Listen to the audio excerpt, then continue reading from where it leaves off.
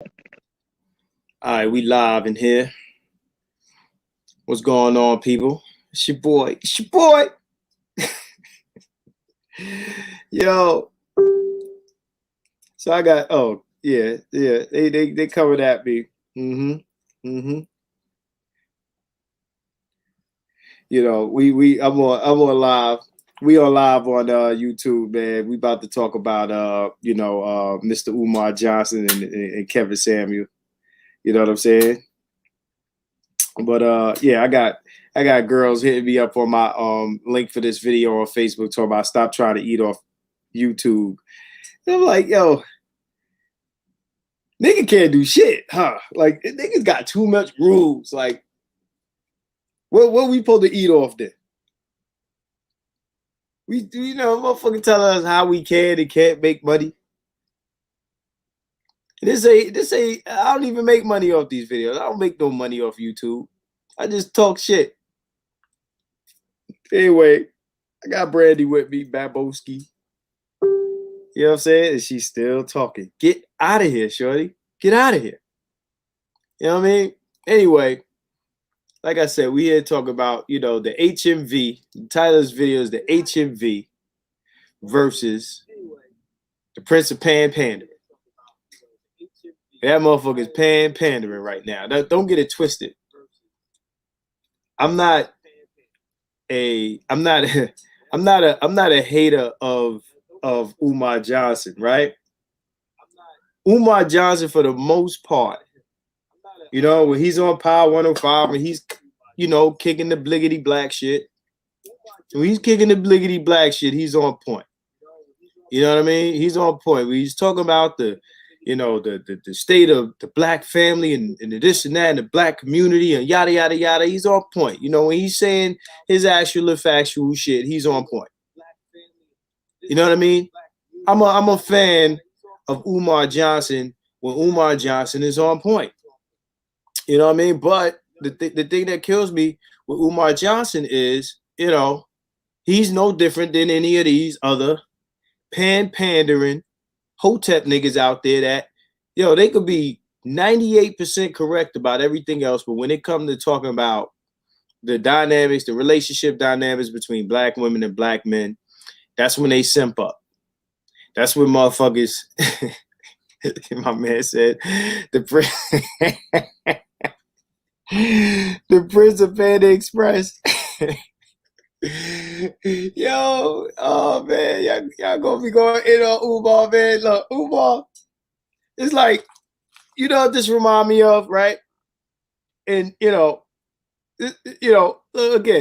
I like Umar for the most part, right? And Kevin Samuels, right? Whether people want to love him or hate him, Kevin Samuels is doing basically the same format that I've been doing for a better part of 10 years on Facebook. Brandy, you hear me? Yeah, you must be on mute. You're killing me right now. So yeah, for the better part of 10 years, I've been saying the things that Kevin Samuel has been saying on YouTube, but I've been bringing it to Facebook. Okay, so, I ain't going to have issues with what Kevin Samuels is talking about because he's using a lot of my talking points, and I'm not going to sit here and say that he got it from me because Kevin Samuels doesn't know who the fuck I am, right? But he's not saying anything different than what I've been saying for the better part of 10 years on the internet. All right, so my point is, what this reminds me of is, when Eminem decided he was going to go at, oh, better yet, when what's his guy's name? What's the little dude from Nickelodeon Wildin' Out? Nick Cannon. Nick Cannon decided he was going to go at Eminem. Now, mind you, I like Eminem and I like Nick Cannon, but Nick Cannon is not fucking with Eminem, right? He's just not. It's just not. He's just not doing it. But do you know why he went at him? You say what now? I said, do you know why he went at him? There's like an underlying beef because he felt like Nick disrespected his wife. Well, I understood the point, and I'm not mad at Nick. what I'm saying is, it's like right now, Umar represents Nick Cannon in this issue, right? And when I say that, I mean he's the Nick Cannon in this issue. He's the guy that you like, and you wish he didn't start this shit. Mm-hmm. It's like Nick, right? Nick fucking with Eminem. We understood why. We got it, like, but you about to get murdered, bro. Like you don't want this beef. Like, it's cool when you go on Roland Martin and all these other situations when you talking your Prince of Pan-Africanism bullshit, you know what I'm saying, and blackity black and all that. And look, I'm cool with it. I'm cool with blackity black. I'm for blackity black. The problem I got with blackity black is blackity black don't check blackity black women. They just don't do it. And the funny thing is, black women destroyed Umar Johnson. Black women tore down Umar Johnson and tore down his momentum. Black women exposed him as a dude that fucks with the strippers and all of that shit. Black women did it to him. And the problem with black men is that no matter, what these chicks do to us, it's like we're obligated to take those lumps and keep worshiping.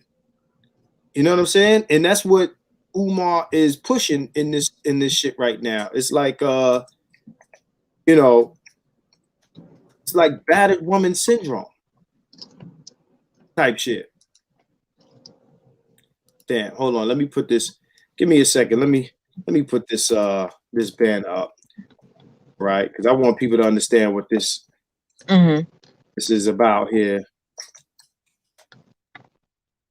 So yeah, it's like we just obligated to take these lumps and to take this abuse and roll with it. You know what I'm saying? And it said black women went after him and took him to court. So here you got a guy, Umar Johnson, defending black women, which I'm not an enemy of the black woman. I'm an enemy of the behavior. And the problem that I got with Hotep niggas is that they never want to acknowledge the behavior. They'll tell niggas all day what they need to do. But when it comes to Queen Mother, Almighty, God, Mother Earth, black woman, you know what I'm saying? It's God, it's the earth, God, see cipher, God, Mother Allah, God.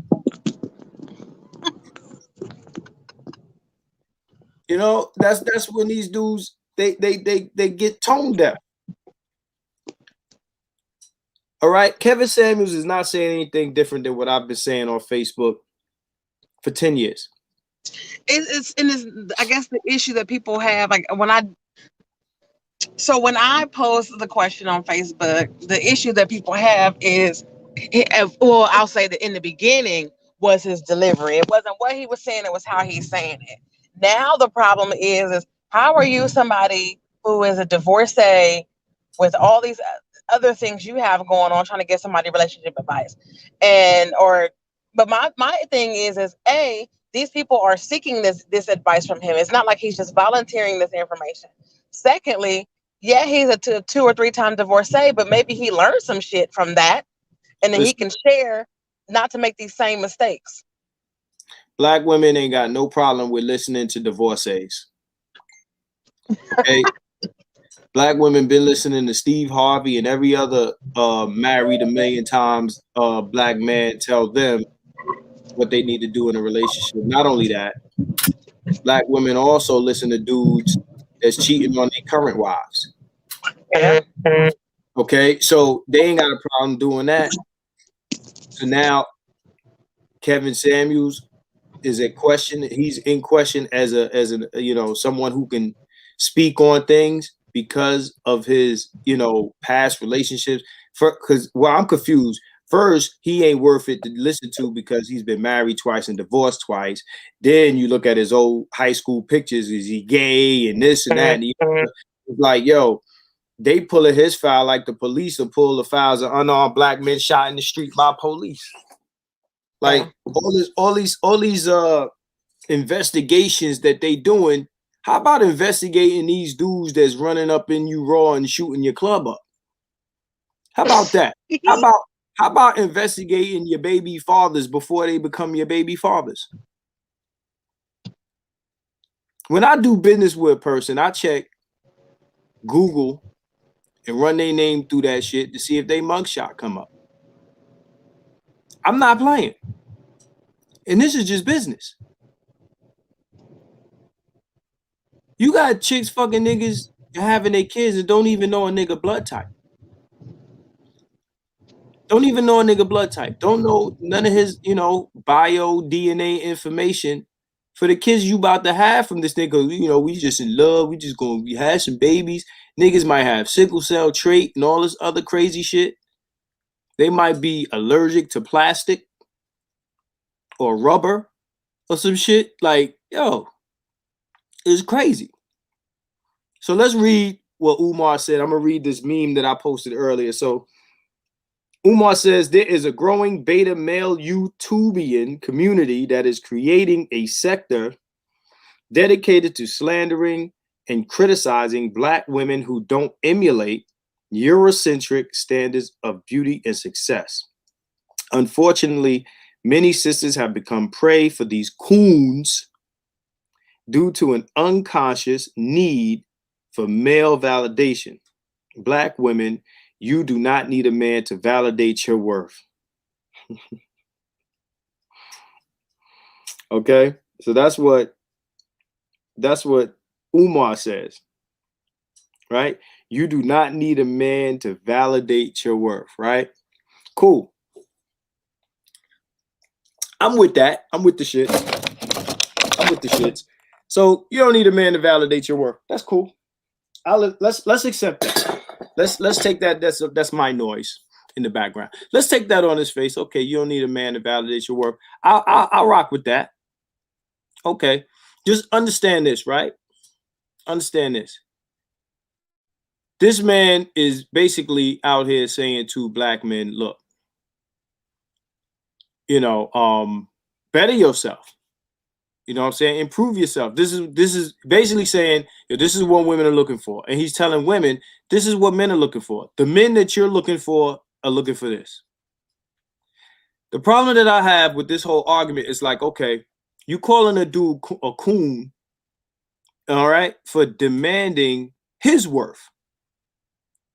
So, okay, so the women don't need men to validate their worth.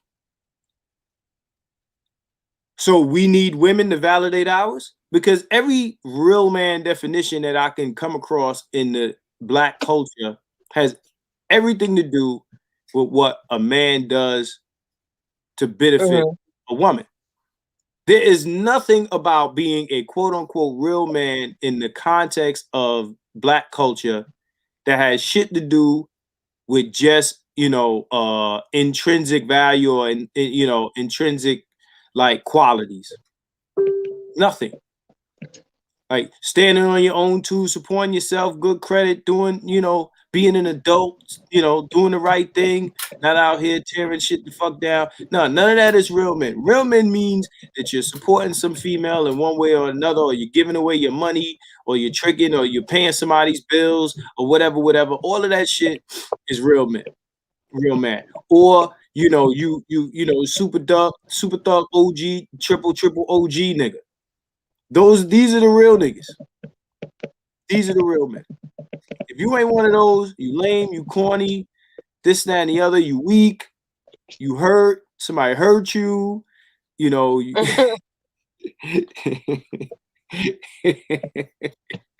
hurt, you know what I'm saying? Who hurt you? Who hurt you? Right? Who hurt you, nigga? Right? That's these, if you ain't one of them dudes, you ain't a real dude. That's what real men are in the Black community, right? So if you ain't one of those, you a coon. This is the thing that kills me, right? Now, women are calling this man saying they want a high value man. Okay, whatever your personal subjective definition of what high value is has nothing to do with the reason they're calling. They're calling saying, I want a man that makes 6 figures. They know that that is the definition of high value man in the context of Kevin Samuels' platform. That's what they're calling for. Okay, let's keep it real. You calling asking for a high value man, you're saying that you want a man that makes a certain amount of money. That is a very what they call it, superficial request that you're looking for. Now, They even put the value of getting married based on that. Yeah. Now, look, if that's what you're looking for, cool. You upfront about it, it's whatever, right?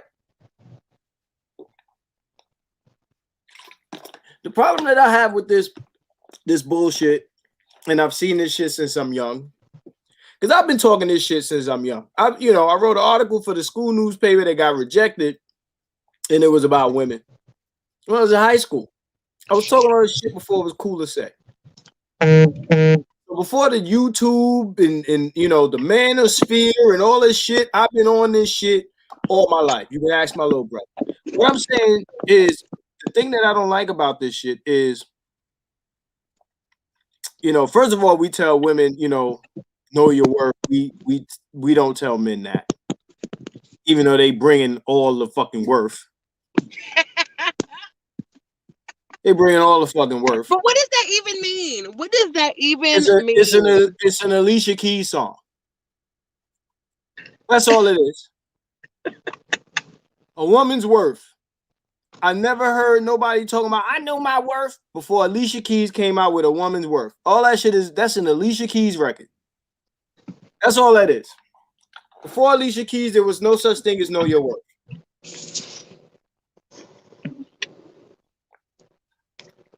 Wasn't even a phrase. No such thing as Know Your Worth before Alicia Keys, right? Alicia Keys, the chick that stole her current husband from his ex-wife. Right. Let's keep that in perspective, right? Yeah. She was the side chick. That's now the main chick. And now they sister wives. Mashonda be kicking it with him. Right. On family vacations and shit with him. Hey, look, I ain't mad. Whatever. You know what I'm saying? That nigga's pimping. So anyway, so they mad at Kevin Samuels for telling the men that these women are after, to demand shit in return. Now, again, these women are calling in his show saying they want 6-figure men. I ain't gonna say high value no more. I'm gonna say 6-figure because that's what the fuck that means. Right? So they calling, they saying, we want 6-figure men. Right? Now, before we get into whether they deserve or qualify for 6-figure men, that is a very superficial request that you're looking for in a man, superficial quality. What they want men to be looking for in return is altruism. They want men to choose women on altruistic merit qualities, but they want to choose men on superficial bullshit. Let's keep it 100, right? Men don't chase after virtue. They chase after looks, right? We know that. They said, whoever got the fattest ass, the biggest titties, the prettiest face, that's what men want. Now, whether they get it is based on their value to women. That's what high value means. It's not about, all this other hocus pocus, fuzzy feeling, heartfelt shit that people feel inside. It's based on what's valuable to the buyer. That's what it's based on. Women are looking for men that have a certain set of qualities. Men are looking for women that have a certain set of qualities. You don't get to determine your value to the buyer. And you can name your price and they can tell you, fuck you. Like Monique tried to tell Netflix, I'm worth this. And Netflix said, fuck you. You ain't worth that to us. Women have this idea where they get to tell the motherfucker that's paying how much they're worth. You understand what I'm saying? If you like steak, right? Steak is good. I like steak. You going fishing. You bringing steak or you bringing worms? Now, I don't eat worms, but fish do. Fish eat worms. Fish like worms. So if I'm going fishing, I'm bringing worms. That's what the fish like.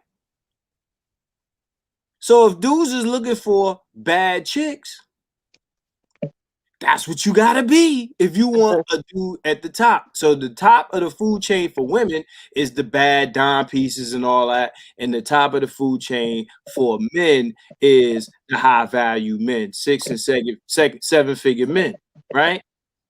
I don't care what other quality you got because that ain't what women are saying they're looking for. If you're a 6 or 7-figure nigga, I don't give a fuck if your hair brown or your eyes light or you got the beard or you know, now it help if you tall, but I think that, 6 or 7 figures might make a chick look the other way about your height. I know height is very high on the list of what these women want. So I don't want to hear shit about, women getting degrees and this and that. And he's talking about, well, Eurocentric standards of success. These women are tossing their education in our face. That is a European standard of success if I ever heard of one. Oh, niggas don't want to hear about your degrees. Degrees. It's 90 degrees outside. Degrees. Niggas don't give a fuck about your degree. Niggas don't give a fuck about your school. Niggas don't give a fuck about how much you make. Because you want to keep your money anyway. You ain't chipping in the money. Right. You understand what I'm saying? So what's the point? I don't get it. I don't get it. What I'm trying to understand is, okay, so Umar is saying that we're holding women to Eurocentric standards of beauty and success. Okay, success. Success, women throw their education. We're not demanding success from women. What man is demanding women come with 6 figures? No, actually, Black women are holding us to Eurocentric standards of success. As far as beauty is concerned, Black men are holding women to reasonable standards of beauty. I think the most required thing that Black men are asking of Black women, why don't you tell me what it is? Guess. Take a guess.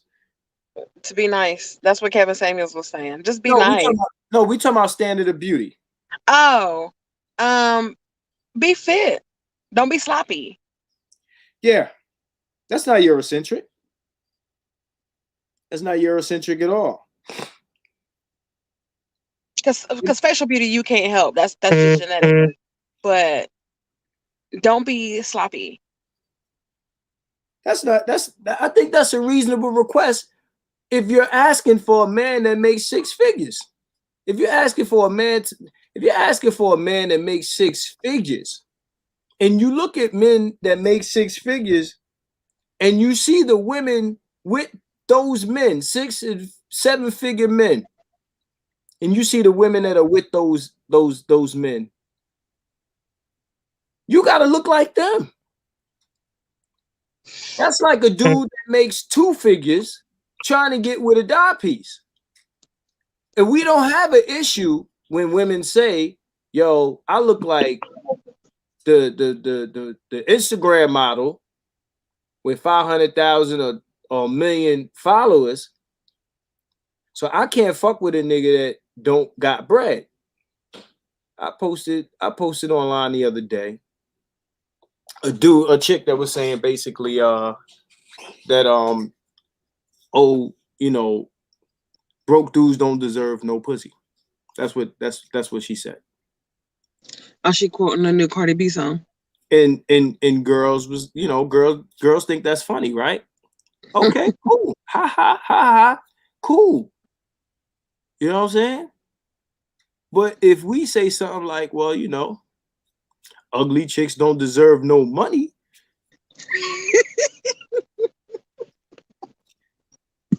Then what?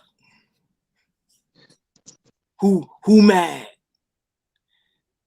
Hey Mac, what's up? Hey. So so Umar, all of a sudden Umar is super pandering. Like, can before I get into it, right? I want you to bring it into the conversation. Talk about actually the irony and the contradiction here. Um, I for a long time I've had beef with Umar. Um, ever since he started gaining certain notoriety, he became I don't even know the word for it, but it's simp is just not the word in and of itself, but he decided to take on this notion of, you know, don't get me wrong. I'm not saying that black women don't deserve to be protected. That's not what I'm saying. You do deserve protection, but at the same time, you are not the most unprotected being on the planet.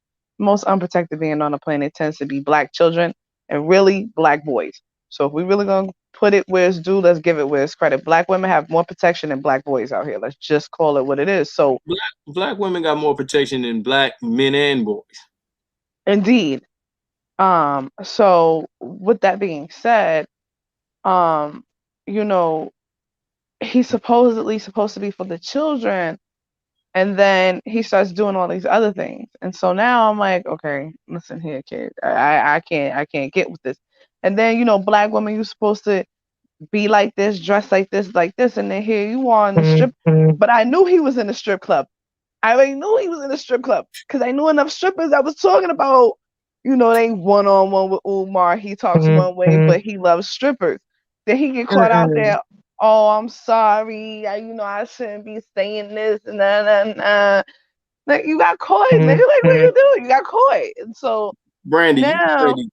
Hold on. Brandy, you gotta do something about that vibrator. I'm sorry. It's my, making appointments. Hold on. Mm-hmm. Killing me right now. I ain't mad at it.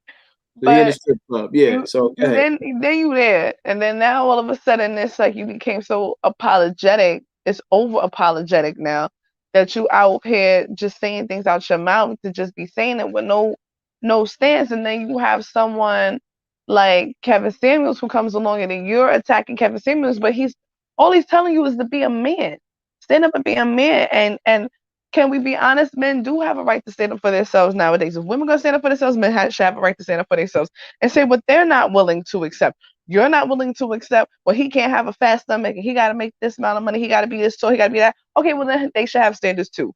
If you're going to have standards, why can't men have standards? Why must your baggage and your nonsense be accepted, but what you not going to tolerate when you don't even equate what you want yourself? So, what value do you bring? Like, realistically, what value do I want a man who's doing? Because I see myself. You see yourself, but are you doing it? And are you really doing the work for it? So, and then here comes Super K, Super 7 Extras, Umar. Don't talk about the black queens like that. We must respect the black queen. Man, you the reason why they don't have no accountability. Men like you are the reason why they have no accountability. That's the problem. There's no accountability with these black women. They need to be held to a standard. It's not okay. This over sexualization is not okay. It's not okay. Because what are you teaching the children? The most important thing that you forget is you are a teacher. No matter your age, no matter what, you're a teacher. Whether you have children or not, you're still a teacher. So at the end of the day, well, those ain't my kids. I can't care about it. How selfish is that? Because don't you say the children are our future? Teach the world and let them lead the way. Well, what are you doing? What are you showing these kids? What legacy are we leaving our children? Really. So he's always talking about school and legacy building, but he don't live up to his word. So I can't trust the man that's not going to live up to nothing he says. And then you contradict yourself because one minute you're saying she should act like this, and now a whole nother story.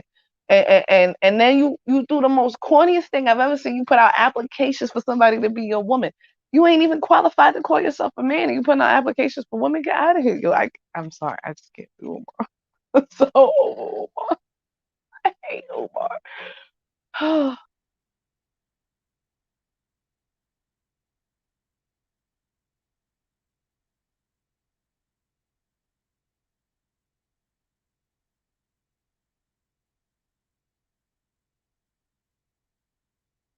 Uh-oh, something's being presented. So I was on mute. I thought y'all was hearing me. He really put out a application to be his woman. He did that for real. That was real. Yeah, that was real. Let me see if I can find a screenshot. I don't know if it's in this phone or my other one, but yeah, he put that out there to be my queen, bro. Nobody wants to be a queen, bro. Get out of here. So yeah, so this is the meme that I'm talking about. Yeah, so let's cover some of this stuff. Like I said, I'm having a problem with some of the things that be saying here. He's saying that, you know, a sector dedicated to slandering and criticizing black women. First of all, critique is always good for everyone. All right, we criticize black men every day. All right, so he said black women who don't emulate Eurocentric standards of beauty and success.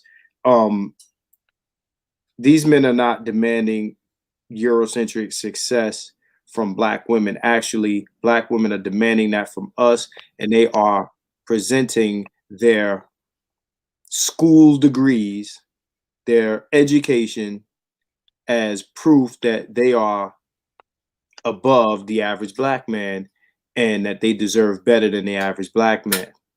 That is their proof of purchase, that they're better than the average black man. They need to date someone quote unquote on their level, right? Their level of success, their level of Eurocentric standard of success. Okay, so let's not bullshit. Let's not play around. Okay, so that's what we're saying here. And you know, many sisters have become prey for these coons, right? So coons based on what? See, you're a coon if you criticize the black queen. If you scrutinize the black queen, this is black woman is God cult bullshit. If you criticize black women in any way whatsoever, you are betraying the black race, because black is black woman. Like when these dudes are pro-black, they're really pro-black woman, because we could talk about things that men are doing or not doing all day, but you know, when it comes to black women, the critique must stop. Can't talk about black women in the black community, just like you can't talk about thugs in the black community. You say Pookie or Ray Ray is heresy. It's like I get more backlash talking about black women than I get talking about like Jesus.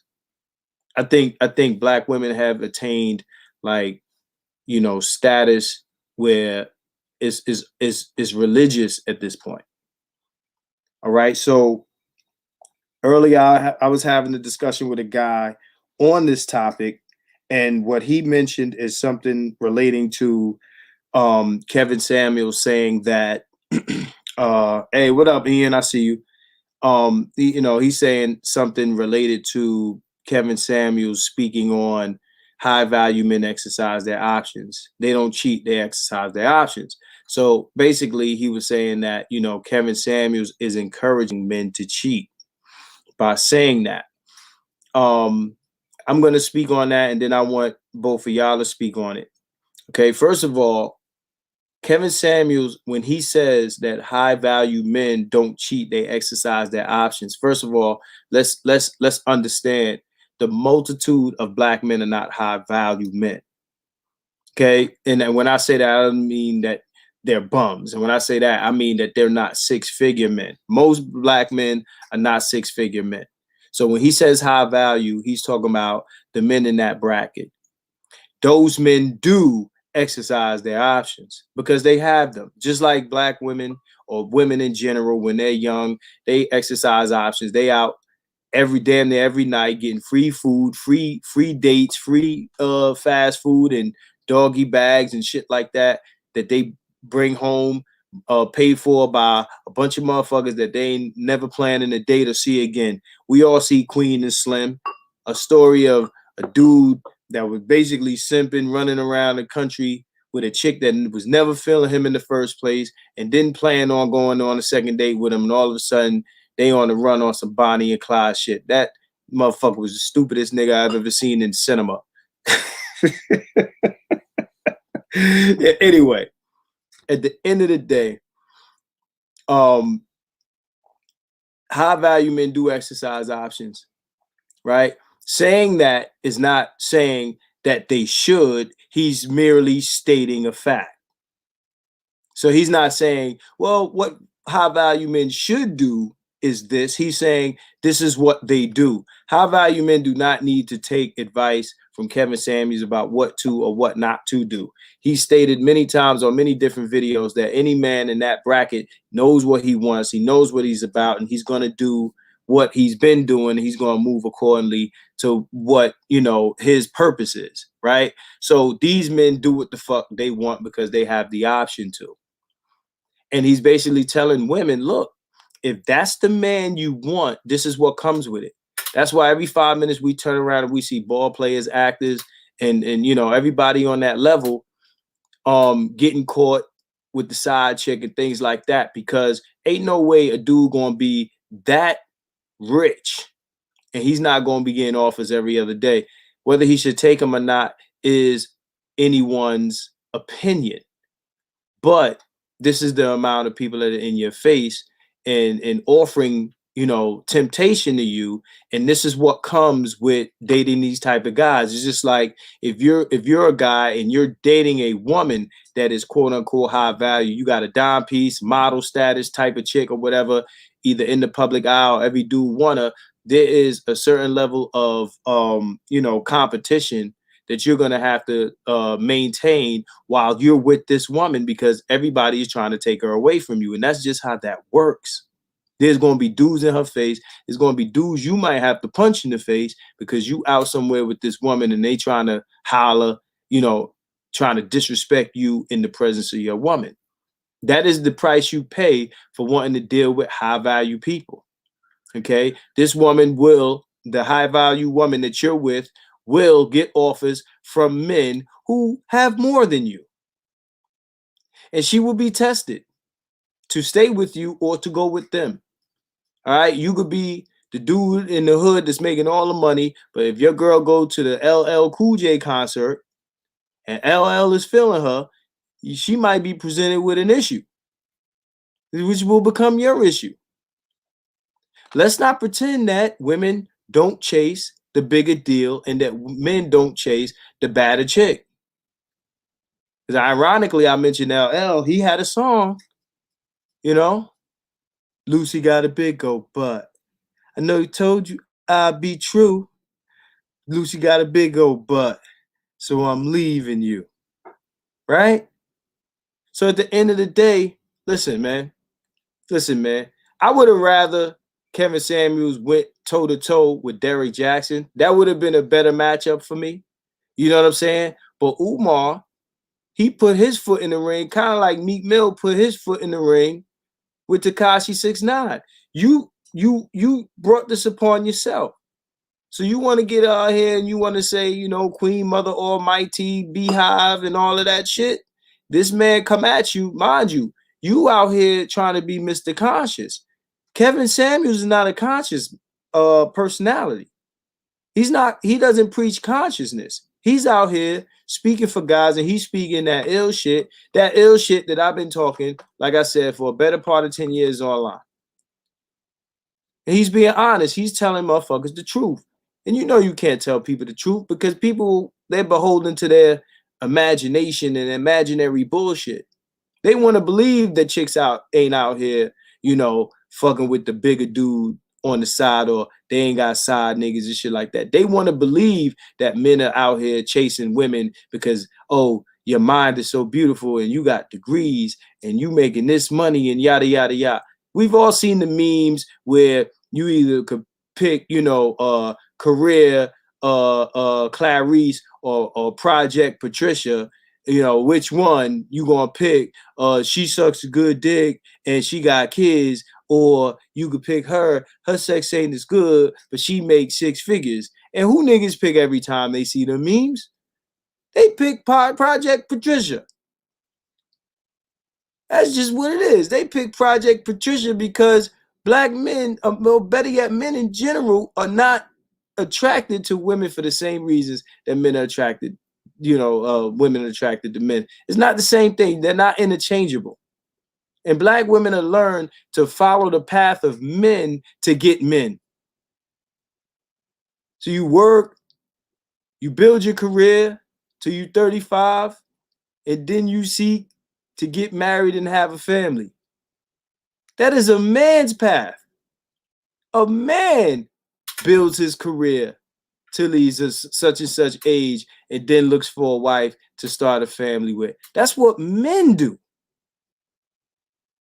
I would love to see what Umar's strategy is for black women to present themselves as wives. I bet you they ain't fucking with it. Because I'm sure he's already done that and they looking at him crazy. If Umar decides to tell black women what to do to be wives, they're going to turn on him in a heartbeat. Anything that ain't, old queen mother earth of the gods of the earth, if it ain't that, they ain't with it. And Umar is not prepared to go that length with it. And Kev has the truth on his side, and he's always been straight blunt, and he ain't about to sell a pipe dream. And that's what Umar wants to do. One of y'all has to speak right now. I got 2 women on my panel, and I need to hear a female voice. Somebody say something. I mean, I don't disagree with you, so listen. Umar, I got a quick question. Does he have a wife? who? Umar. No. Interesting. Mm. I don't think that validates or invalidates him. And to a degree, not It kind of validation in the does. form of making him a man, but at the same time, you talking all this and talking all that, and you not making no commitments to yourself. You see what I'm saying? I get where she's coming from. You saying this out your mouth, but what commitment are you truly making when you saying these things? Oh, the black woman should be this, that, and the third, but where's your wife? Like, Where's your where's your queen? where's your black woman you supposed to be honoring? You out here talking all this other cold cash nonsense. Well, where's your proof? What's the resume looking like? Because to my understanding, um, you you can't keep your yourself together to even keep a woman. So how you out here talking about what men need to do and you ain't even got it together yourself, player? Like you out here Derek Jackson it again. You Derek Jackson it right now. You faking a funk, bro. So I And then get that your was one of point. the issues that I was watching this Charlemagne's podcast literally yesterday or day before yesterday. They were talking about his whole thing too.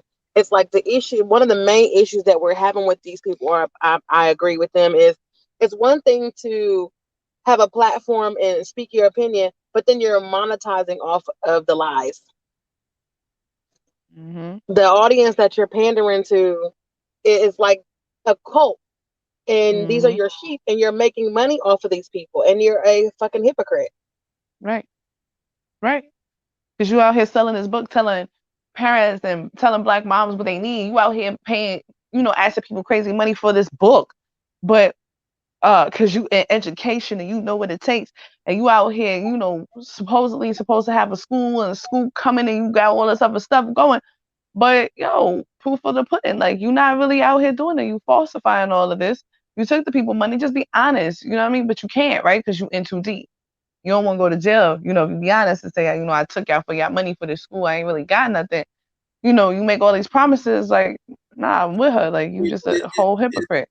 Is the school money still sitting in the GoFundMe account? Like I don't. if we were to hit his link right now, right? And I guess she must have dropped out. She'll be back.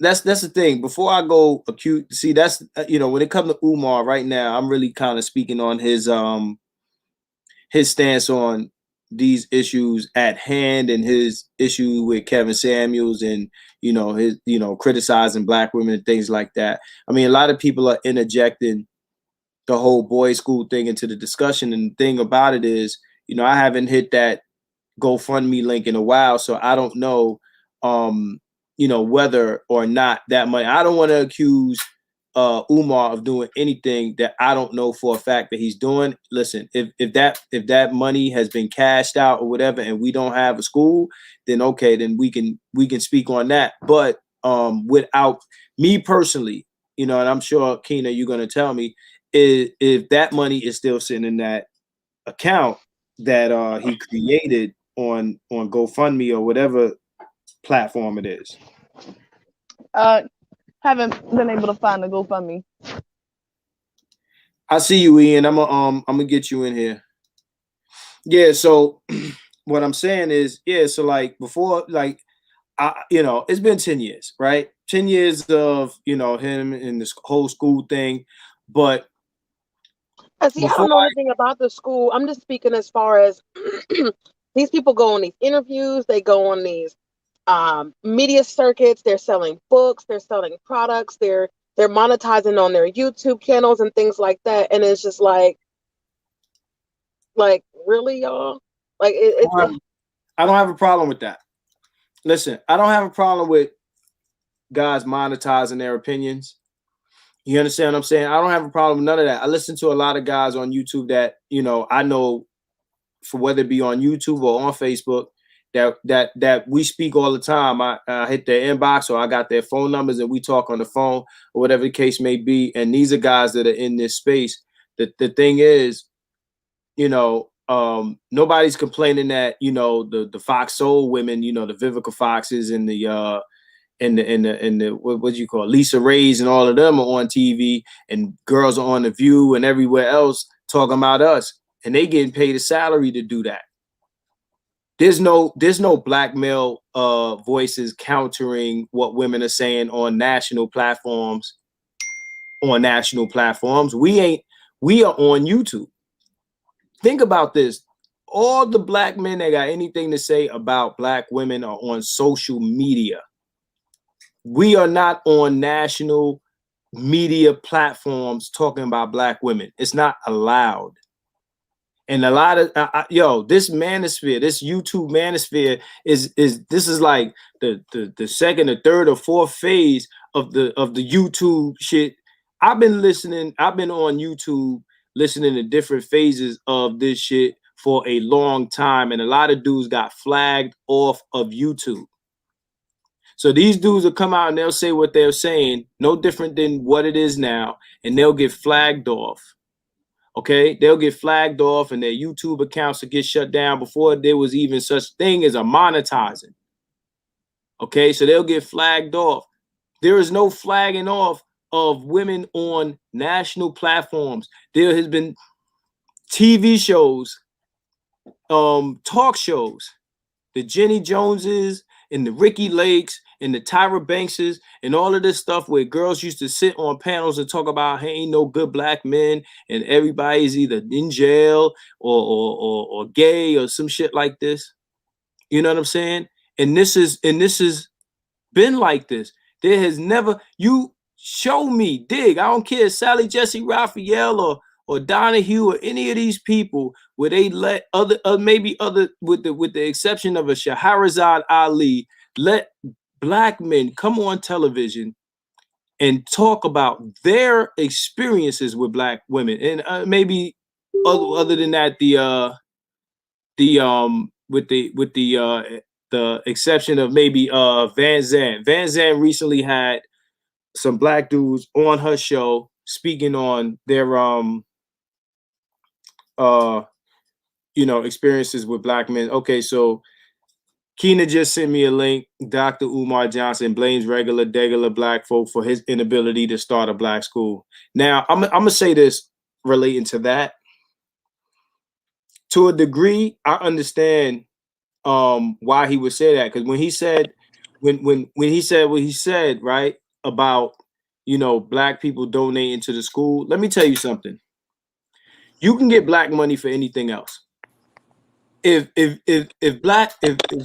Umar was starting a school for black girls, let me tell you something. That shit would have like leather upholstery bathrooms. That shit would have pigskin textbooks with gold leaf, all right, and shit like that. if Umar Johnson was starting a school for black girls, okay, that shit would look like a HBCU. All right. So when Umar says what he says about black people not wanting to donate to a school for boys, he's absolutely correct. He's absolutely correct. I don't disagree with him on that. This topic, he can go have several seats. Okay. But when it comes to what he said about starting a school for black boys, niggas don't want to do it because the low key truth is that we don't give a fuck. We don't. Okay. We will put black women through all levels of education, masters, super saiyan masters. See, you ain't laugh at that because you don't know what a super saiyan is. But Ian knows. What's up, Ian? Peace, You know God. Yeah. What's going on, bro? Hey, man, I'm just hearing what you're saying. I mean, it's all true. You know what I'm saying? You know, my piece is when you're dealing with a Pan-Africanist, and I did a video or two myself on this. When you're dealing with a Pan-Africanist, you basically dealing with a matriarchal system and viewpoint. You know, and you know, because I'm here in Atlanta, you know, so I'm in the hub of Hotepism, Black consciousness. So I've seen it, dealt with it all, challenged it all. You know what I'm saying? Damn near nigga wanted to fight me over the fact that he telling me that the black woman is God. But you know, but I understand that because you know that's a sentiment, you know, that black men in America have allowed to spiral out of control. But my thing was, all I said to the brother was to even get to that point was that I'm God, right? I didn't say anything about the black woman. I didn't negate her in any form or fashion. But he took that as a negation of black women, meaning no, only the black woman is God. So Pan-Africanism, you know, when you get into the whole spiritual, you know, African spiritual systems that African Americans are practicing, all of them worship the black woman, even on top of the fact that they're doing polygamy and they want to run the house and you know they want to do all of that, but at the same time they have to the way that they put the woman on the hook, you know what I'm saying, the bait that they use is that they build up a head, you know what I'm saying, they entice her with this black woman as God. So as long as he keeps saying that, you know what I'm saying, he can bring the woman in and get her up under the control. You know, the same thing, you know, with the Hebrew Israelites. All of the black conscious brothers will build black women's heads up to get them in the door. You know what I'm saying? But then, you know, they have to go along with whatever program they got going on. So he really doesn't disagree. It's just that his methods of getting women, like most of these conscious brothers, is that they have to big up the woman above the black man as part of their mating strategy. Well, yeah, I mean, it makes money.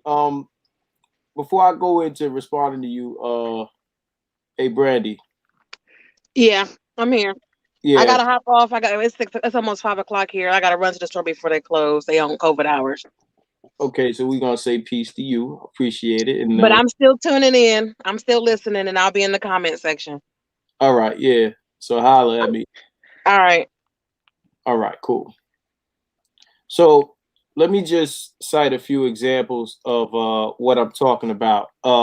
It's, I mean, we know all the names. It's profitable to talk shit about us. It's always been, right? It's been profitable to talk about, you know, black people. If you're not black, and if you are black, it's still profitable to talk about black people in non-black spaces, but in black spaces, it's always been profitable to talk about black men. Tyler Perry became billionaire status, like just making us look crazy. Derek Jackson, same thing. You know what I'm saying? I guess this will be Umar's new resurgence into the spotlight because at one point he was fading out like, you know, like bleach on dark colors. You know what I mean? He was about to be done. I guess this is Kevin Samuels done gave this dude new light, so now he can come back as the Prince of Pandering, and now he can now be that dude. You know what I'm saying? And you know he Derek Jackson just left a seat open. Okay, so now he's going to take that seat. You know, you got a lot of guys that are getting money, pandering, man. It's a full-time job. You get a lot of money pandering. You know what I'm saying? Who else? Who else we leaving out? Who's the other panderer? It's a name I was about to say, man. You know what I mean? But you know, there's money in making women out to be the victims of black men. Is money in it. Mm-hmm. And I'm mad I ain't getting none of this money. I need to, you know what I'm saying? Yo, fuck y'all niggas, man. I'm gonna pick up these queens and get this money. Yeah. It's not in your blood to be a simp, Marcus. Don't even do it. Well, look, check this out, man. If I start hearing Prince of Pandering across the internet, just remember that shit started right here. You know what I'm saying? A lot of YouTube dudes got their word. What do you call it? The educated lame came from the gynocracy came from what's his name? What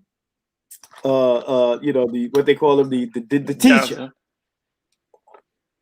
No, was it Johnson or was it BGS? I think BGS turned. Oh, it might have been BGS. It might have been BGS. Yeah, it might have been BGS. You know what I'm saying? Coined that term. So Prince of Pandering. That's my shit. I'm claiming that, right? So basically, what I'm saying is, to me, this is his rebranding of himself because just the whole pro-black, this and that and the other. That ain't enough, man. You want to get these donations. You want to get that BLM money. Right. You know what I'm saying? You want to get that BLM money. There's money in making us look crazy. There's money in it. It always has been. You know what I'm saying? The black man, you got to shut him down. Make him look like, the murderer, the this, the that, the conquered. No, you're not stepping into your kingdomism because you're not being a king right now. You're not out here protecting these black queens as they stripping and shaking their ass and not listening to you when you're trying to provide them with protection and governance. So the other name out I here wanted doing to say the was dumb shit and they want you to save them. Tanya TKO. Tanya TKO is another one that's now rebranded herself as. Can we not talk about her, please? Oh God. We don't have to talk about her. No, she deserves a seat on the panel for one of those people that has rebranded herself into now super man hating. No, the reason why I say that is, and no shade to Tanya TKO, but I got a little shade for you. She's a simpita. She's a female simp. She's a simpita. And the reason why I say that is because one minute you telling women that they gotta be this, no man want this, but then you turn around and you trying to dog and drag men. Make up your mind. Pick a struggle. All right, pick your face up while you at it. Kina, understand. I want you to understand what I'm saying. There's a rebranding. It's not a flip-flop, it's a rebranding. Understand what rebranding is. Is 1 minute you was doing this, that wasn't working, and now you're doing this and it's working. If you come out and you say, hey ladies, throw on a little bit of makeup and put your hair like this, and you get 300 views, and then you come out and say, well, the black man needs to do this, and he's this and that, he's a conquered man, and yada yada, and that gets you 1 million views, what you gonna say? It's like, but that's my thing. But remember, she's supposed to be relationship. That's the problem. She's supposed to be relationship, but she ain't got no man. Listen, what the fuck does that matter? Look, it does matter. I'm gonna tell you why it matters. No, I'm gonna tell you why it matters. You can't. But here's my thing. Here's why it matters. This is why I put her in the category with Umar. It does matter. It matters because you're out here telling women. You're giving advice, especially to married women as well. You're trying to give married women advice. What you know about being married? How can you give advice? You're not understanding my point. No. I understand what you're saying, but you're making sense. You're making absolute sense. What I'm saying is, when it comes to people who don't want to take any accountability, it doesn't matter to them that these people haven't been married or they got married and it didn't work out or whatever the case may be. If you're telling me that I'm great and anything bad in my life is the fault of someone else and yada, yada, yada, I don't care what's going on in your life. You telling me what I need to hear or want to hear. True. You telling me what I want to hear. True. You understand what I'm saying? So I'll justify in one way or another why you having your issues. Well, maybe she's saying this and that because she's going through this and that with the men that she's talking about. She's speaking from experience. Oh, she's experienced whatever. I'll wait for the black woman that just vanished out the conversation to come back. She'll be back. But I'm just saying, like, it doesn't matter to them, and it never mattered. See, when people are talking against them, well, go ahead. Dr. Umar, though, he lost a lot of black females when he went against the LGBTQ. You know what I'm saying? He didn't realize that because he been under that fucking excuse my language, Pan-African rock so long. He didn't realize that Pan-Africanist women are some of the biggest LGBTQ supporters there are. So that was a lot of the reason why he fell off, because a lot of black women was like, nah, we can't rock with this even though he's Pan-Africanist, even though he wants black men to give up all of their Western culture and all of their Western money and this and that and give their life for us. He's like, well, we still, and become our servants. He's like, we still can't rock with him because he went against the LGBTQ. So now he got to come back hard because he realized that's what his mistake was. He realized that the LGBTQ downing, talking about that, homosexuality is in the DSM-4.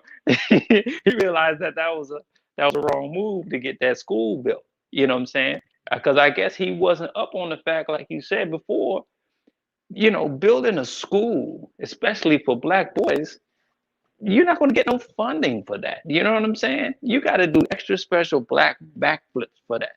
And then talking about the LGBTQ, you rubbing these black women the wrong way. They're not going to give you no more of that money. You got to rebrand yourself. You got to come out hard against black men, even though you keep your LGBTQ situation. You know what I'm saying? Where you saying that they ain't on point, but you can balance that off with attacking black men. That's essentially what BLM did. BLM has this schizophrenic idea that they can fight against racism, but at the same time hate black men. This is a common thing that a lot of people are making money off of. You know what I'm saying? They can be against white people, but at the same time be against black men, and they can make money that way. And they realizing, through intersectionality, you can hate black men and be pro-black, and you can make money.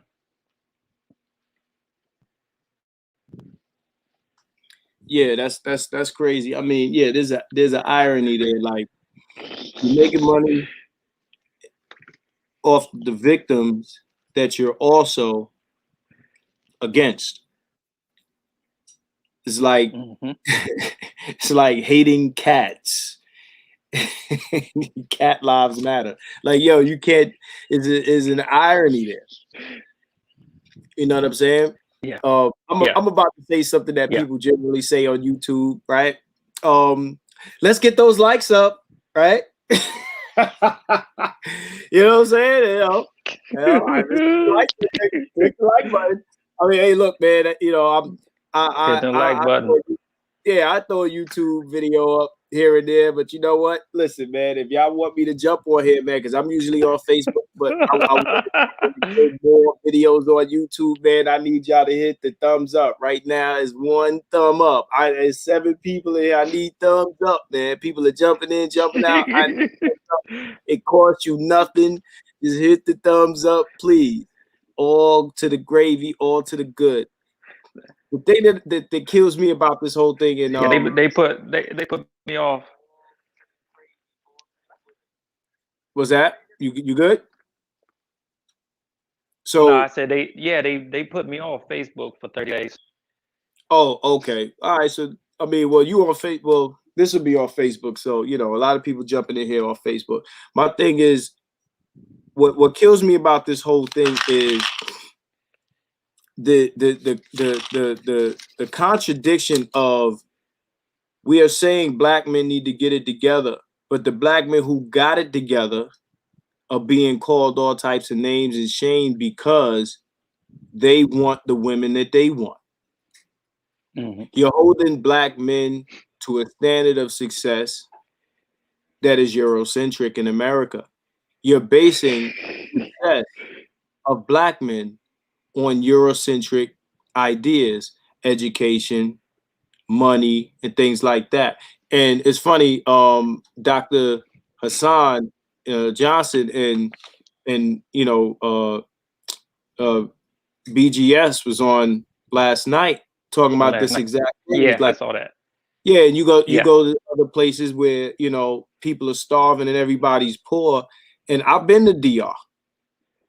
I've been to DR. A lot of these things that chicks are complaining about in America and DR, what? What? Like, shorty, you want to eat? You don't care about a dude with a pot belly or this or that, or if he's dealing with the chick down the road or whatever. As long as there's cornbread in this motherfucker on the table at 6 o'clock, nobody cares. I don't care what you do. If But you know, everybody, what's up? part of the hypocrisy that they mentioned last night is the fact that they you have a situation where Umar Johnson and a lot of these Pan African dudes, when you talk to them, you ask them what kind of woman do they have. They're not choosing black women from America. They choosing foreign black women. You know what I'm saying? All the time. You know, Dr. Hansen said that. He said, man, these Pan Africans is coming in talking to me, saying, man, you're going against black women, da da da. And then I ask them, if they do have a woman, where did you get your woman from? They from everywhere but ADOS, African American females. Yeah, that's crazy. Like, listen. Most black men want black women. That's just a fact. Most black men marry black women. Most married black women are married to black women. Black men are married to black women in the high 80s. In the high 80s. Mm-hmm. All right. Mm-hmm. In the high 80s, black men are marrying black women. That little 15% that they bitching about. All right. We talking about 85% of black men marry black. They say that black people are the most racially loyal when it comes to relationships, especially marriage. They're the most racially loyal. All right. Black women are complaining that 15% of black men are marrying out. 15%. And I guarantee you, it's either 15% of men that they didn't want or they couldn't get. Either they didn't want them or they couldn't get them. Either they was too lame, right? Either they was too lame to date you, or you didn't qualify. You can't, you know, I want to ask Umar what he would tell women to do to qualify for some of these guys. Women think that they're better than regular dudes. Average chick think because she can get ball of dick that she can get a ball of ring.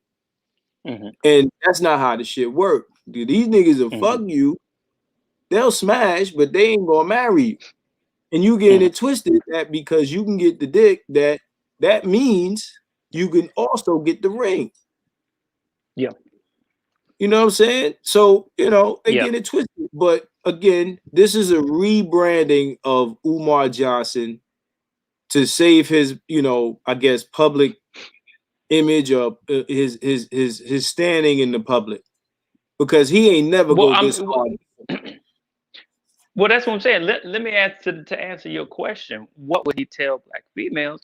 What he would tell them is Pan-Africanism, just like Hebrew, like the African Hebrews, just like you know what I'm saying, you know why you know what he would tell them is, as long as you subscribe to my religious ideologies, my Pan-Africanist type religiosity, you good. There is no qualifications actually for you to do for me as a black man. And that's the problem in the black community. Most of these black men who come up under these different woke black identities, they don't see themselves as men outside of joining one of these groups.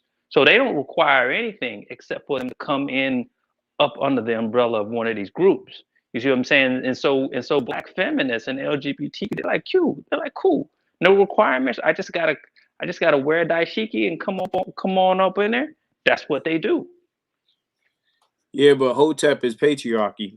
And a lot of these chicks is not with the patriarchy. So you can't like the average chick that's pumping this is real talk. The average chick that's pumping their fists because of what Umar is saying right now wouldn't even submit to Umar's program.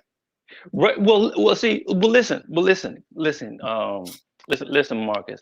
Here's the complexity of how black women think. Black women, right, look at patriarchy as a capitalistic endeavor, right? So what happens is when black women, when Hotep black women, when woke black women, conscious black women talk about patriarchy, as long as you're not practicing capitalism and you don't call yourself a capitalist, they'll let you be a patriarch. They'll let you be a patriarch all day. That's the absurdity of how they think. As long as you don't call yourself a capitalist, or a black or white capitalist, they'll let you slide on just about anything. Because what happens again, the trade-off is you as a black man, you have to let them slide on whatever they're doing as long as they come up under the umbrella. So that means that you can come up with your patriarchy as long as you denounce capitalism, and they can come up on into as LGBTQ and feminists as long as they denounce capitalism too as well. That's the whole absurdity of their thinking process. If you're a Hotep female, that makes sense. But if you're a woman calling into the Kevin Samuels show asking for a 6-figure motherfucker, then you are a capitalist. You're not a Hotep anything. Yes. If you're calling Kevin Samuels up talking about I need a high value man, then you ain't practicing no Hotep, none of that shit. You understand? You're calling trying to get you a dude that's gonna get you some Birkin bags and some red bottoms, and that shit ain't about no Hotep. That shit ain't about no no Kemet or none of that shit. That shit is about I want to be out here looking like Paris Hilton and Hannah Montana, one of these chicks. That is some what he said a Eurocentric standard of success. That's what they're trying to do. Okay.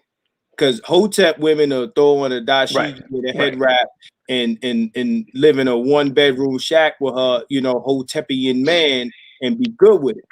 Right. But that's not what you can't. But again, what's up? But understand though, what you're saying is true.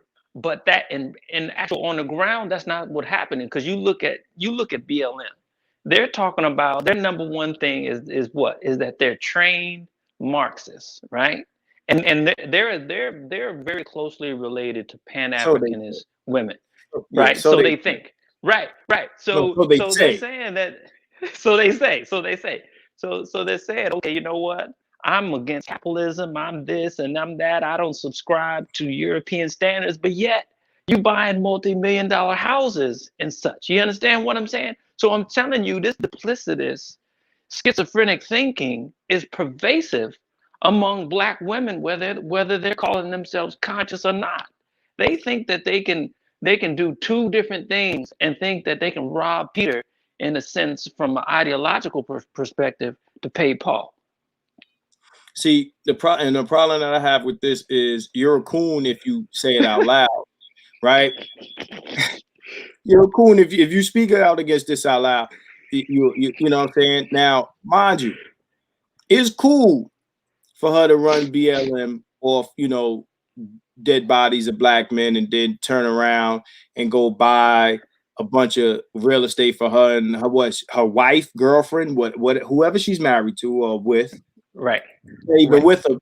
The funny thing is, the Hotep dudes are not with black women, and the BLM women are not with black men. And this is hilarious. So, but moving on from that, that's another irony. I love irony. Irony is my favorite thing. The other thing is, like you said, these are capitalist moves made by a so-called Marxist, right? Now, mind you, this woman is making crazy bank off that. These are the same people that would say that they have a problem with Kevin Samuels capitalizing on his platform, or Tyreek capitalizing on his platform, or whether it be a BGS or a T. Hassan Johnson, or any of them capitalizing on their platforms. Like, again, when I posted the link for this video on Facebook, a girl jumps on it and says, "Oh, stop trying to eat off YouTube." Like, can I live? First of all, I don't make nothing from these videos. I don't have a Patreon. I don't have a super chat. Maybe I will in the future, but as of right now, I don't.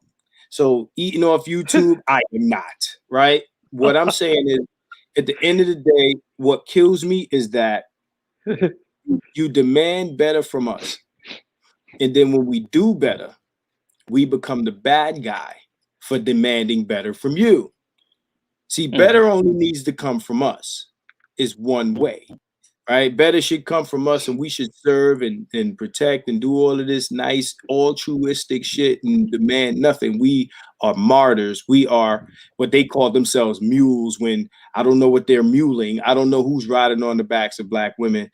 And I was thinking about this all night. It's funny that I think you mentioned it earlier. I think that black men are the most non-protected class. Is facts in every stat you want to look at. Every stat you want to look at. If you look at the top, the leading causes of death in every demographic. Number 4 is homicide for black men. For every other demographic, homicide is not even in the top 10. If you look at the number of police deaths, murders, whatever the case may be, our numbers are crazy.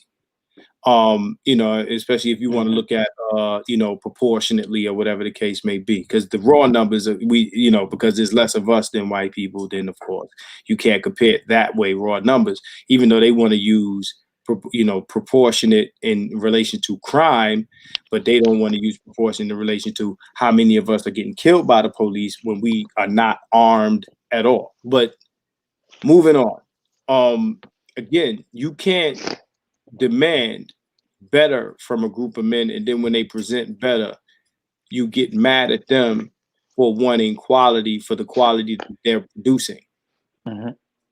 Right? So you can't do that. And again, what Umar is presenting in this argument, outside of him trying to build a school and things like that, because in the past I've defended Umar for his yeah, that's a whole other can of worms.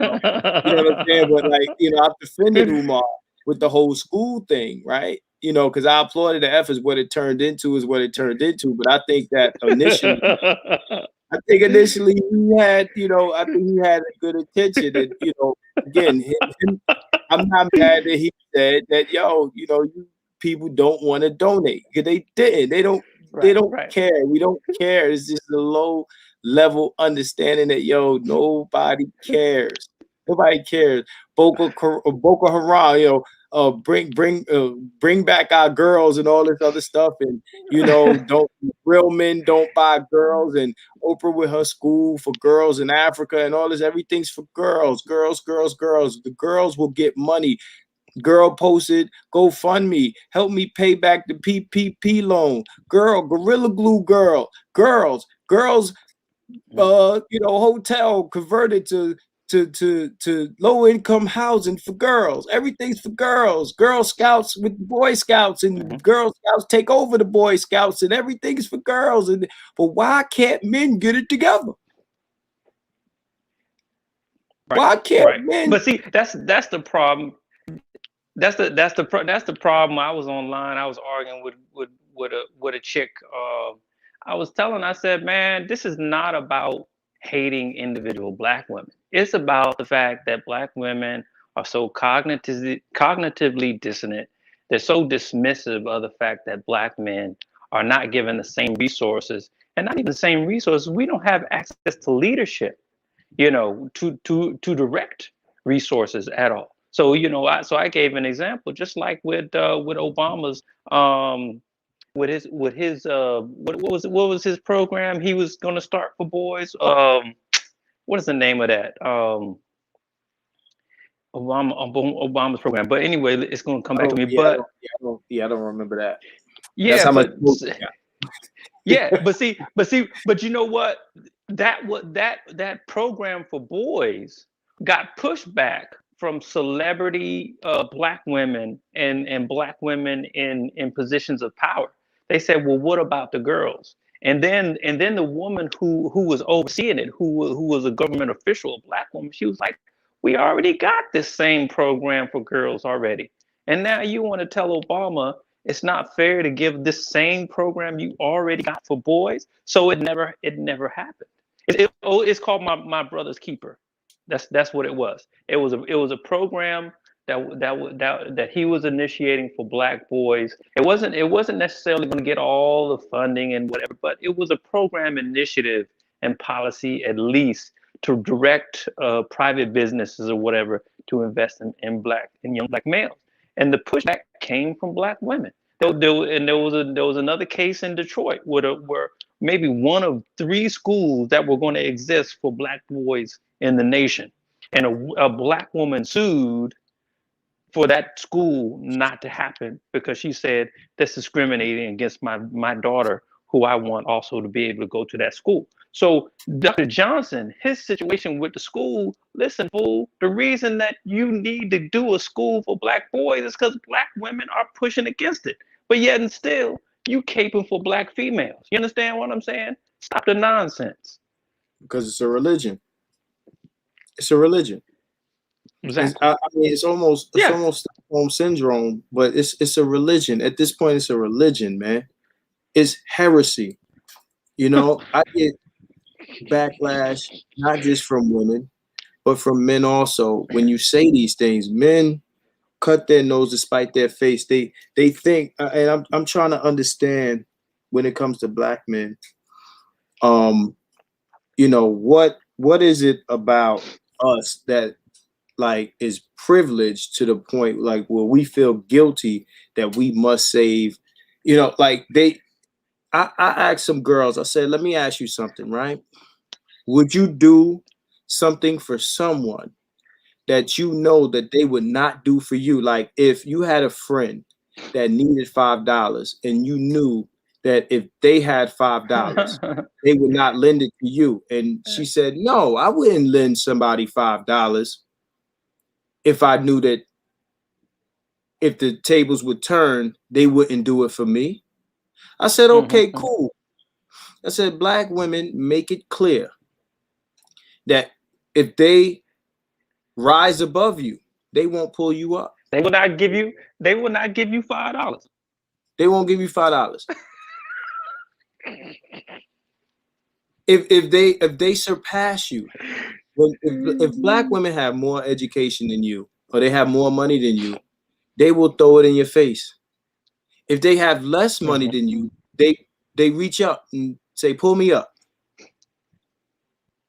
If they make less than men, see, this is another irony. When women make less than men, and I ain't even attach race to it, I'm gonna just say it plainly. When women make less than men, they complain that it's not equal. But then when they making equal or more than men, they complain that the men are not making enough. Because in their eyes, the men should be making more than them. But when the men do make more than them, it's not fair. Right? This is why we gave women more money, right? And we ain't gonna get into wage gap because that's bullshit. But what I'm saying is, okay, you making the money we make. The girls will say, well, you know what? I don't need a man. I secured the bag. I got the bag. Okay, you got the bag. Now turn around to the community, which is men and children, and help the community with the bag you got. And they say, fuck you. They're not responsible for the community. You know what I'm saying? Men are obligated to take their bag and For the sprinkle that community. shit, or sprinkle that shit on the streets for black kids that ain't theirs, for black women that ain't theirs, just for the community. We have to be altruistic, and they can be, like you said, capitalists. They're not Marxists. They're not hoteps. They're capitalists. Yep. Black women are capitalists. Right. Black women will charge their son and their daughter's rent when they turn 18. Okay? They'll take their kids' inheritance and spend it on bullshit. They'll charge their kids' fathers to be in their kids' lives. Black women are the super capitalists. There's nothing Marxist about that. Nope. They try to Black get money. women, I will posit.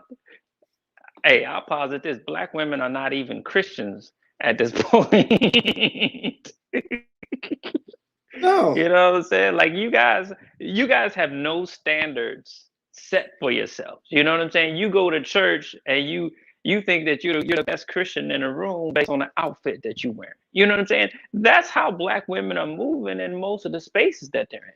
Their contribution, their actual contribution, is not what they're judged by. Black men are always judged by their contribution, no more and no less. And now Black men are saying, you know, with Kevin Samuels, they're saying, okay, if we're going to contribute, we're going to need to see equal contribution, or at least, at minimum, a desire to want to contribute. You understand what I'm saying? But we can't even get a smile, let alone a vow to contribute. You know what I'm saying? To some degree. I just want to. I mean, I hope these guys go head to head, because I mean, whether it be a live back and forth or a video, because I want to see, other than, you know, the usual hotep posturing, right? You know, again, it sounds like I'm not a fan of Umar. I really am. Like, I like Umar. I like Umar, but this, you know, again, like any other Pan-Africanist or hotep or whatever you want to call them, like they always miss the mark when it comes to checking females. They missing the mark. Yeah, and I think that he needs to be checked on that. Like, he needs to be faced with questions that he needs to directly address when it comes to, okay, we understand everything else you're talking about and what we need to overcome outside of the community, but in this space, inside this space, what do you hope to see, or what do you hope to accomplish, you know, from us and from them? And it has to be an equal and balanced discussion. Can you hear me? Hello? Okay, yeah. It needs to be an equal and balanced discussion. You can't just scrutinize, because we scrutinize men. So what are you going to tell the women directly? I mean, I've heard them, you know, like I said, these women are not with Umar's program. And I've heard him say things that piss women off. So I wonder what he's going to say now. You know what I'm saying? I wonder what he's going to say now.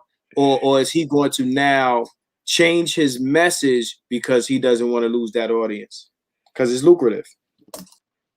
Yeah. He's got to change his message. You know what I'm saying?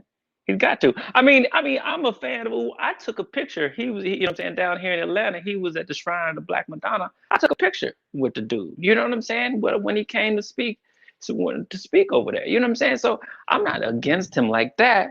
But at this point in the game where we're at now, we got to realize our biggest threat is the black gynocracy. You know what I mean? Just hands down. You know what I'm saying? BLM, you know, the black women getting, you know, what, 10 billion from Goldman Sachs. They getting 10,000 in grants from Visa.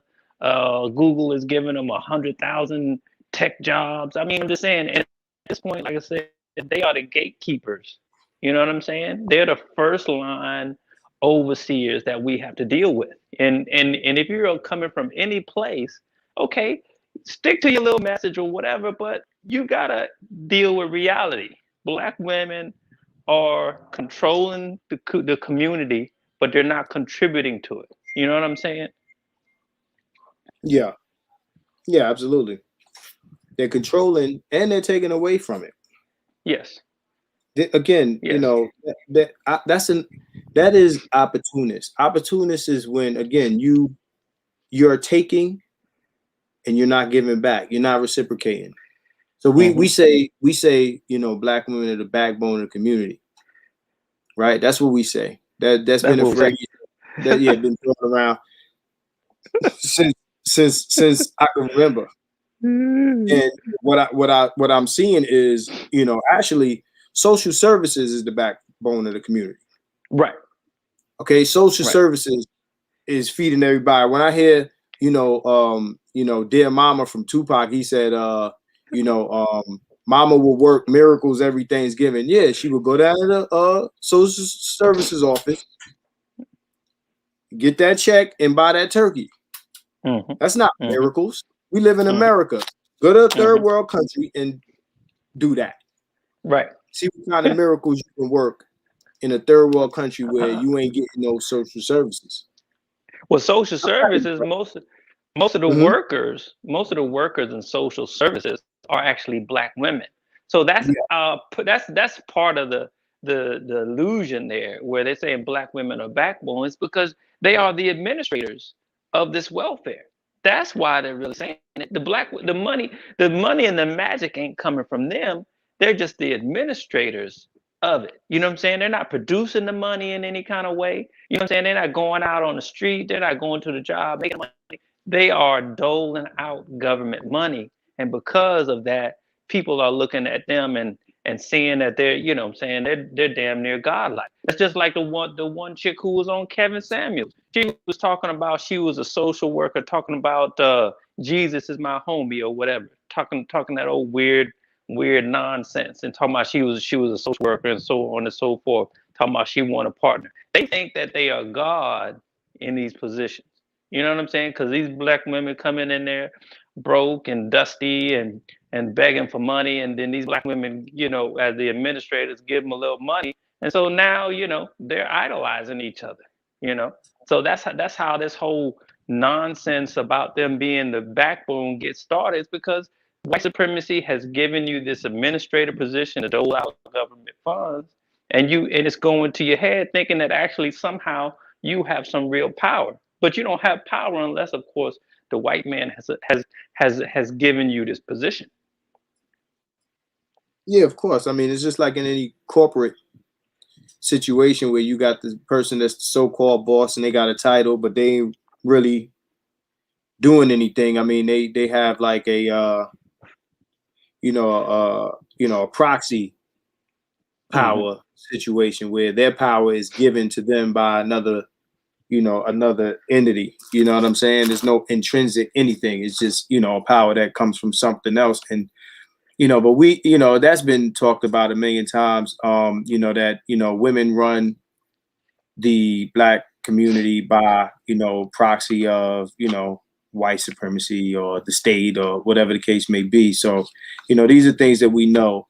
You know, my thing is, what I don't like is the continuous moving of the goalposts when it comes to black men, where it's like, okay, you know, and this is within the community, because outside the community, we hear, you know, if we go to school and we don't do drugs and we don't sell drugs and, you know, we don't hurt nobody and we dress up, we don't wear our hats backwards and we don't sag our jeans. And if we follow all these rules, we'll be accepted.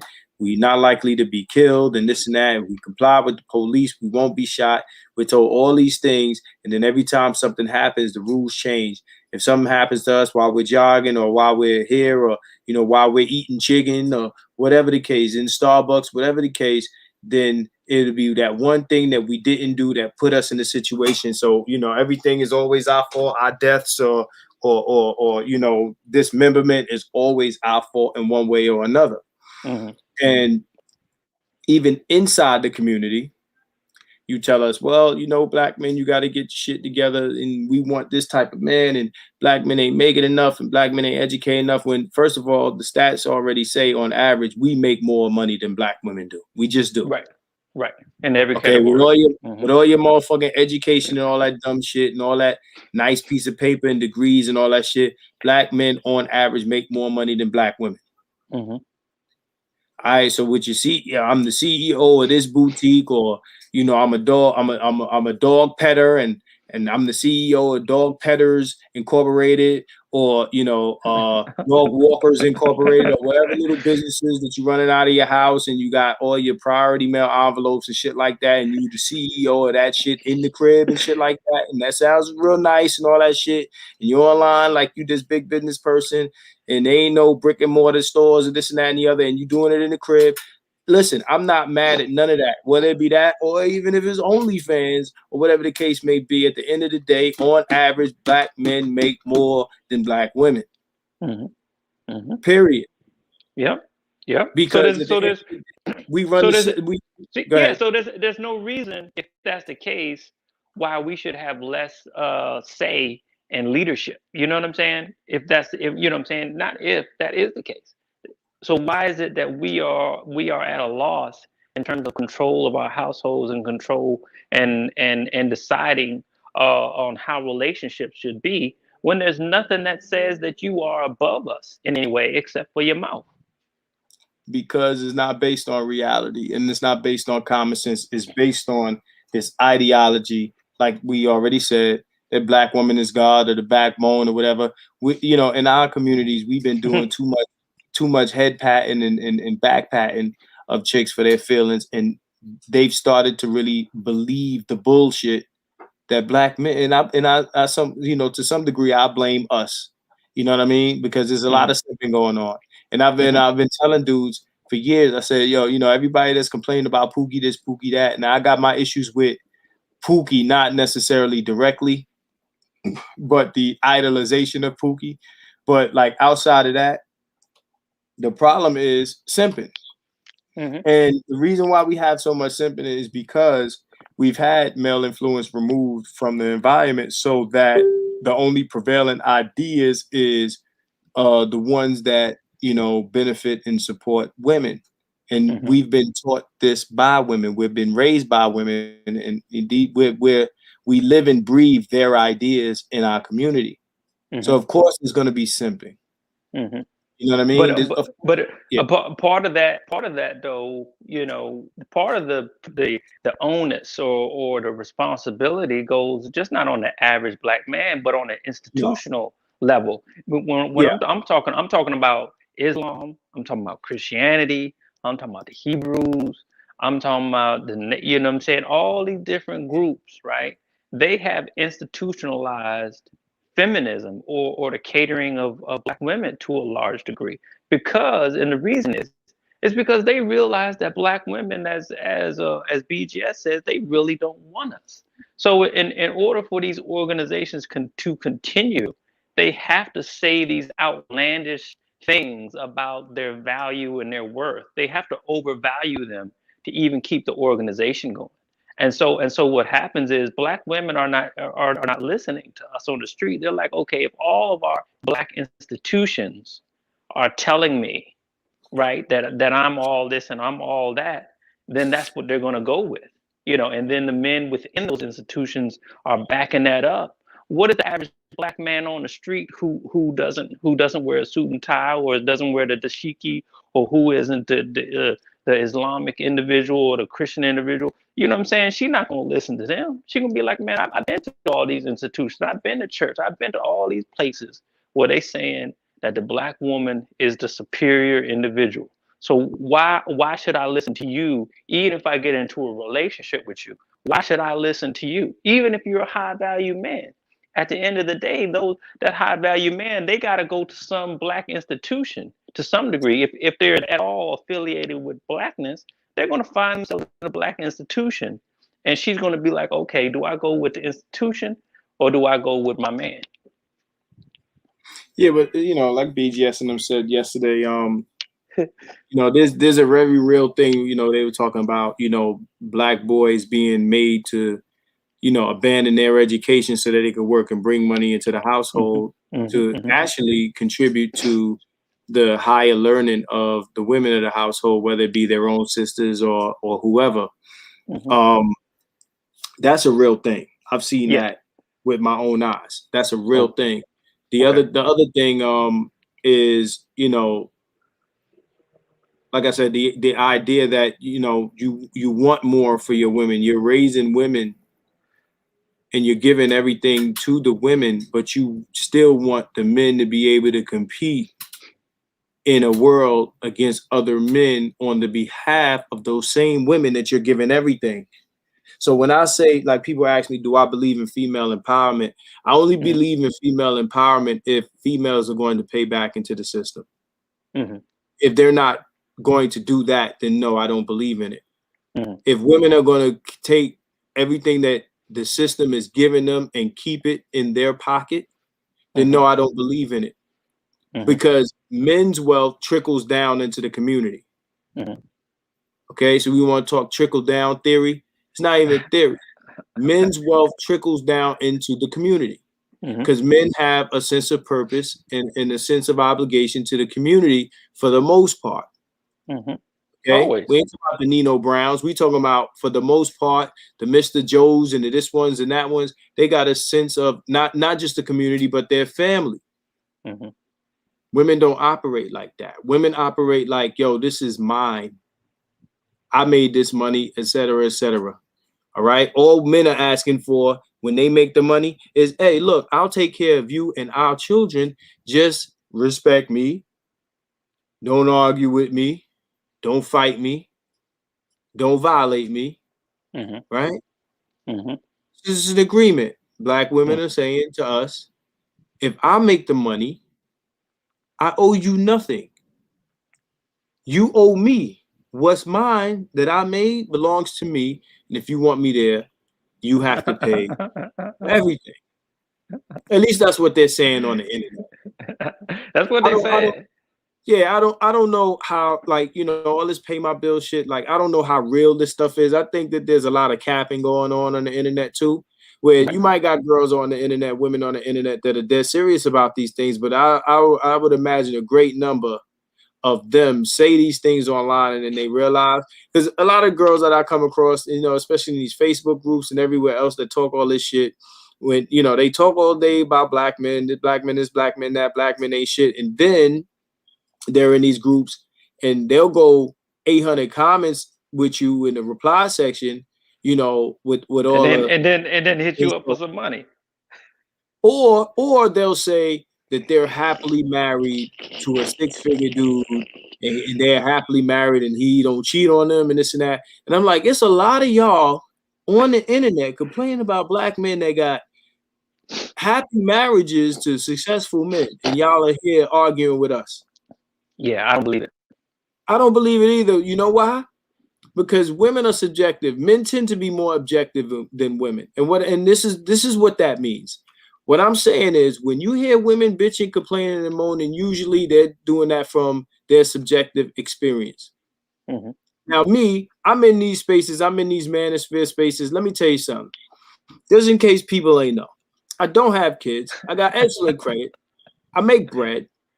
You know what I'm saying? I could do this all day and not go anywhere if I want to. You understand what I'm saying? People who know me in real life know what it is with me. I'm not one of these guys that, I'm not the Dusty that these women are talking about. At the end of the day, I'm not going to present myself on here as, better. I ain't going to throw and no put down to Kevin Samuels, but I'm not about to throw the suit and tie on and wipe my glasses off for 10 minutes. I'm just saying, at the end of the day, I'm not that guy. You know what I'm saying? That they're talking trash or complaining about. I'm not the fuck boy, Pookie, whatever the case may be. Mm-hmm. But again, the goalpost keeps moving, because at the end of the day, there's things that I won't accept. Right? There's things that I won't accept. And for Umar to tell black men, and he's supposed to be, Mr. Pro-Black man, but we know what pro-black really means. It means pro-black woman. For him to tell black men that they have to take whatever comes with black women is crazy. Especially when he's not about that life himself. He's not about it. But Umar said he's related to who? Which dude he said he was related to? He said he's related to I think Frederick Douglass. Yeah, but so here's the thing. Frederick Douglass was a black male feminist. He went to the organizations in support of feminism. So really what we don't understand is that this woke black consciousness in the black community has always been rooted in this simpinism. It always has. And he's just a prime example and product of that. You know what I'm saying? But it's a lot of people don't know that. But yeah, but simping goes a long way within a black within a black woke community.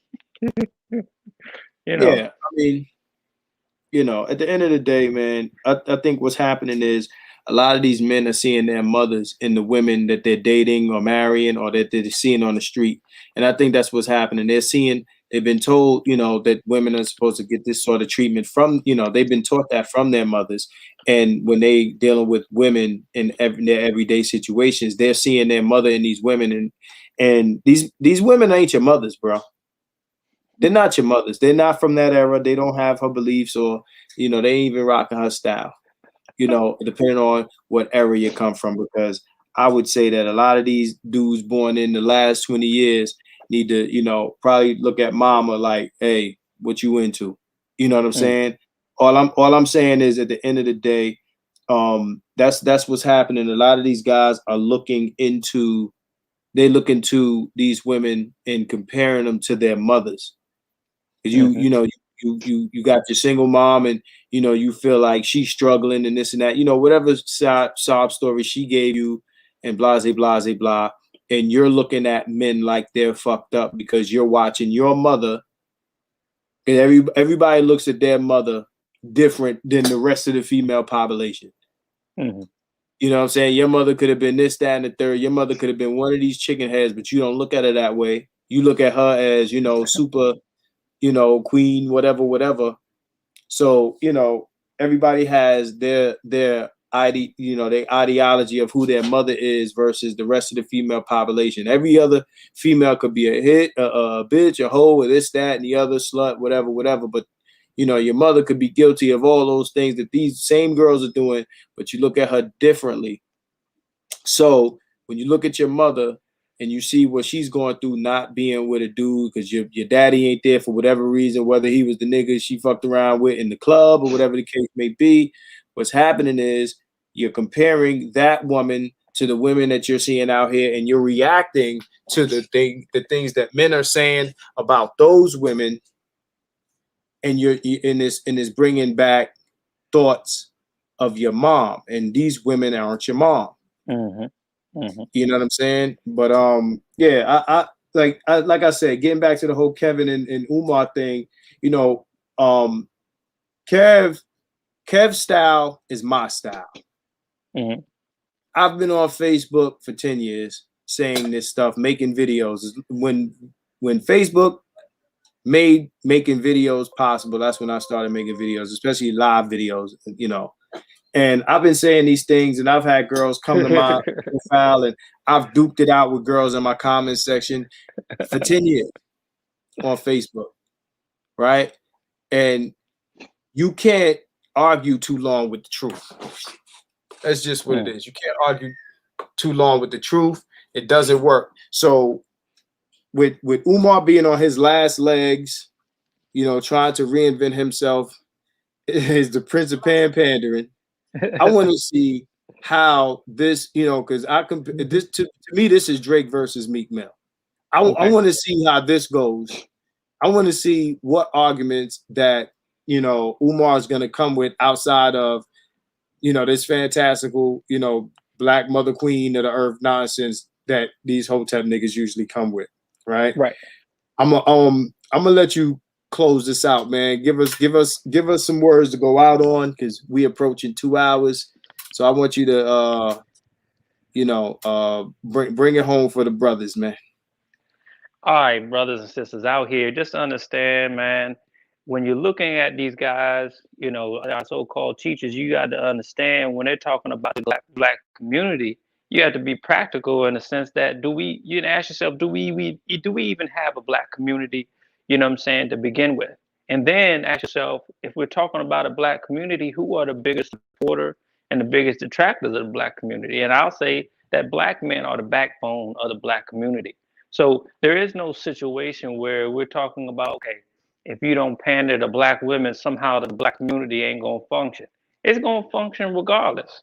You see what I'm saying? Because as long as there's black men, they're gonna do what they were trained to do and what they were born to do, and that's provide for them and everyone that's around them. So we have to make sure we give ourselves the props and the credit and stop pandering to these chicks. Most def. All right, people. So this was Keeping It 100. Umar versus Kevin Samuels is the battle royale. This is just the beginning, and you know, hey, not to mention Kevin Samuels. All the money Kevin Samuels making is coming from black men. You know what I'm saying? Black men are the one that's holding this thing down. Yeah, but the funny thing is, women are holding Kevin Samuels up.